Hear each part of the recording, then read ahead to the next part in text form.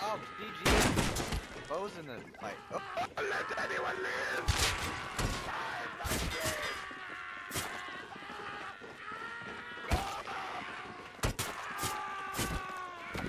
There's another bunch of weapons! Get them!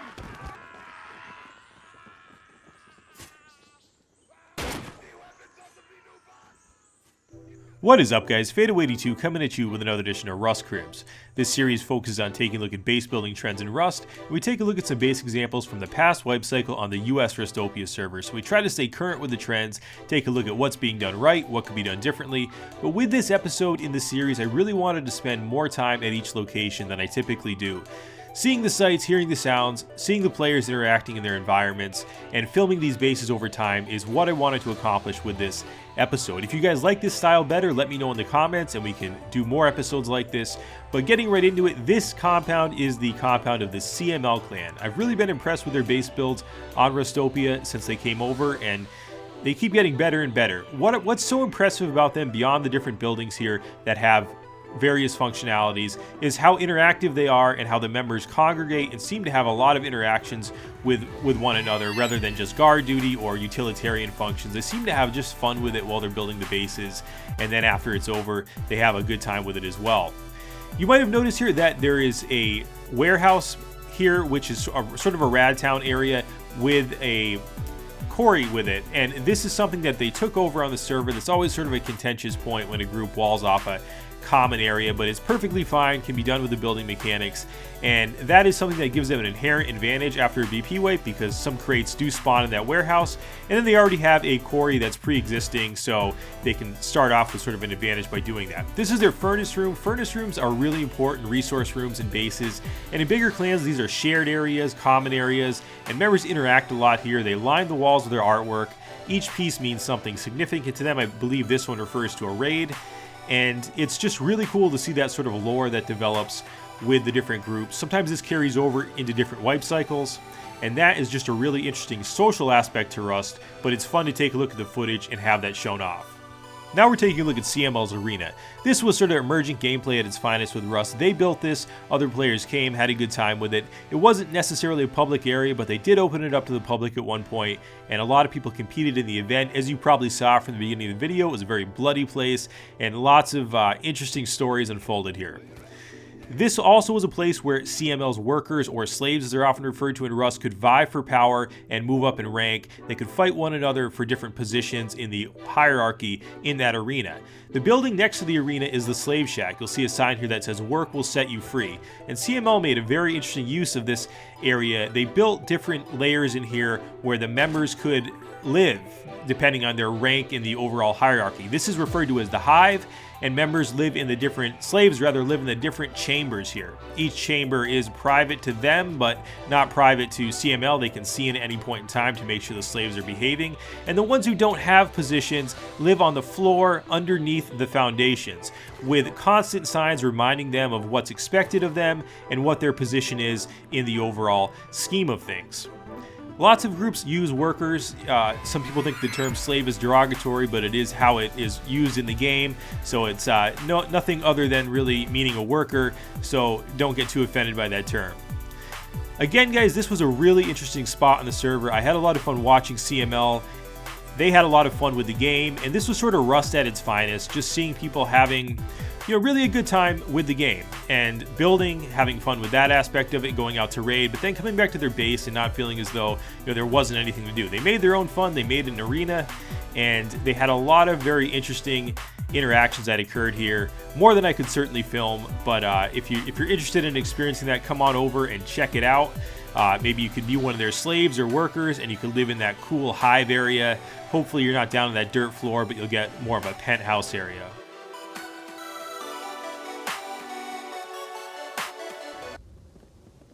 What's your name, boy? Toby. Toby's your name.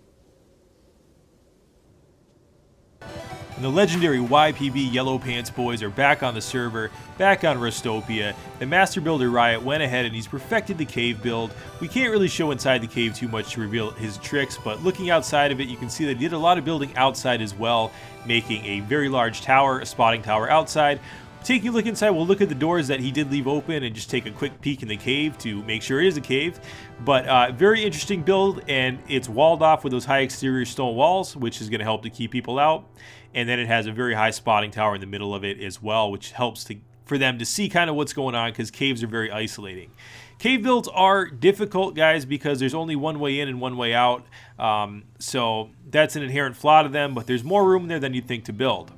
What you're looking at right now is a base that I filmed over time to kind of see how it formed into shape here, you know, and we see that it has changed here from having just one outer exterior of those high exterior stone walls to now multiple layers here. The top of the base also now has shooting ports that are coming out of it, and I really like the shape of it. I really like the design of it. I think it's aesthetically pleasing, and that is something that's always nice to see. You can see that the members here have the large furnaces outside. They're oftentimes hard to fit inside, but you'll put them in an outside courtyard area, and it's fun to go out and use them and go back between the base and those common areas. Very interesting base design, and the members here were a well-coordinated group and had a very good time with it. However, some visitors from a land far away did raid them in the early hours of the morning, and we'll take a look here and just see how this base withstood the raid. And you'll notice that there's the high exterior stone walls there are missing. They've rocketed through those walls, and then they're now inside the base, and they're slowly chipping away through the different honeycomb layers with hand tools and taking their time to sort of go through that base. These are the guys who raided them. They're the Plan Clan, I think, as they're referred to. I believe they're from Korea, and they're welcome on Rustopia. We're glad to see them here. Because of time zones, they do tend to play when the population is sometimes a bit lower, so lots of sort of pickaxe raiding and that type of stuff. But I was interested to study their build and to see if there are any differences in the way that they build versus an American build. And there was a topic that was on Facepunch forums a while back about cultural differences in builds and if that affected building styles. And I don't really see any differences here. Don't seem quite as paranoid as the Americans with the crazy honeycombed bases, but effective builds, I think, you know, yes, they can be raided. Pretty much anything can be raided, but they have many areas to defend against. Gives them that 360-degree view. So if they get up top on there, they can go ahead and really defend from any point. One of the things they've done that I think is fantastic, that is necessary in Rust, they had 2 base locations. I'm not sure if they took this base over or if they just made it from scratch, but this was a secondary base, and oftentimes in Rust your base will be raided, and it's good to have a base to fall back to, a base with supplies to re-gear and regroup, and 2 locations certainly provides you with, you know, double the amount of resources and options as one would. So it was interesting to see their alternate location here as well. If anyone can decipher their signs, you know, please go ahead and do that. If anyone knows the Korean language, that would be awesome. And looking at their design here, they did take full advantage of using those high exterior stone walls as well, which is always something that is very important in the current version of Rust, is those high exterior stone walls really add a lot to the builds, and you want to make sure, guys, that you use those, and those blueprints are very valuable. Now we're taking a trip back and taking a look at an old school build we saw in this past wipe cycle in Rust. This build reminded me of the builds that formed after ladders were first introduced in the game, and they ignored building privilege and players could spider up the side of bases. We saw a lot of those ledges or lips on the side of the bases like we see here, which were to mitigate against the ladders.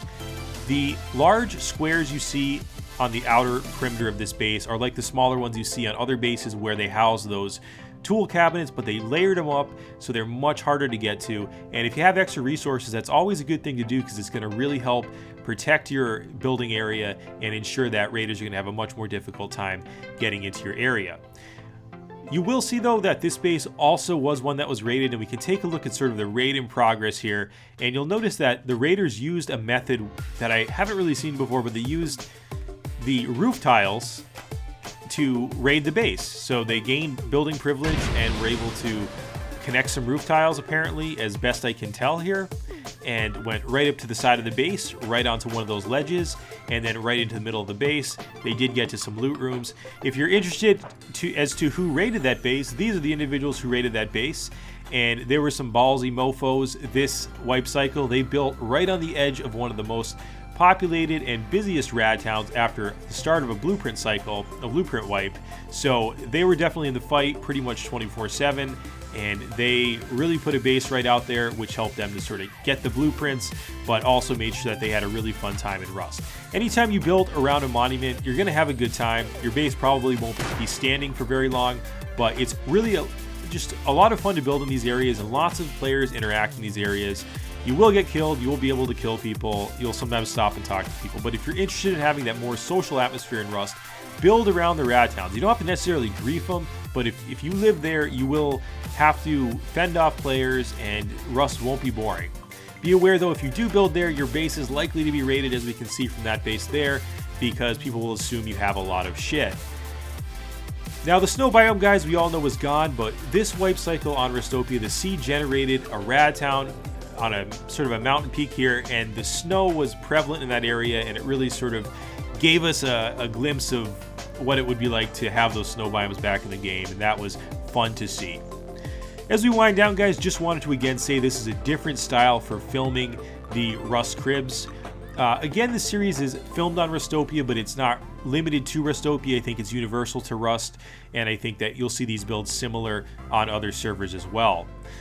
I don't think that Rustopia players are any different than Rust players in general. It's a very populated server, so it tends to be a fairly competitive server, which means the base builds are going to be a little bit tighter for the most part. I think there's a certain beauty to base building in Rust. I think that oftentimes it is more utilitarian in nature than meant to be aesthetically pleasing, but I think that to discount the building in Rust and say it's ugly is not necessarily true. I think, you know, beauty is of course in the eye of the beholder, but some of the beauty in the building in Rust is making bases that are not impenetrable because they really can't be, but bases that are very hard to be breached. And there's lots of different ways to do that. You can check out some great videos by the Rusty Pirates, you know, other people as well. There's some great base build videos out there, but it's really fun to see these examples that players are building out there in the wild, to get sort of a glimpse into their life and how it went for them. Again, if you prefer this method where I film over time rather than take a look at a base build and just talk about it, leave a comment below and let me know. Future episodes of Rustopia Cribs will continue, and in future episodes of Rust Cribs, I'd like to do more things that are measured over time, and if that's something you guys like, let me know. As always, I had a lot of fun with it. Phaedo 82, peace.